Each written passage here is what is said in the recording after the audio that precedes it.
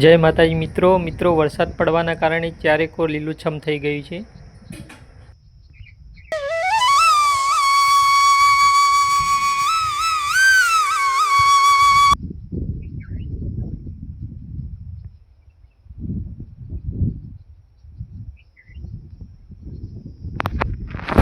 આ વરસાદ આવ્યો છે ને એમાં રાતનો પौधો આવી ગયો। બોલ, રાતમાં પौधો આવ્યો છે।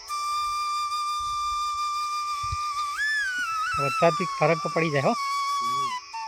ઉનાળો વરસાદ આવે એટલે શું કહેવાય મિત્રો। અત્યારે ઉનાળામાં વરસાદ આવે તો ચોમાસામાં વરસાદ ભારે આવે, કારણ કે લીલું થઈ જાય કોરીમરી, એટલે જંગલ લીલું થાય તો મિત્રો વરસાદ આવવાની શક્યતા વધારે હોય, કારણ કે જંગલ લીલું અત્યારથી થવા માંડે તો વધારે વરસાદ આવે મિત્રો ચોમાસામાં।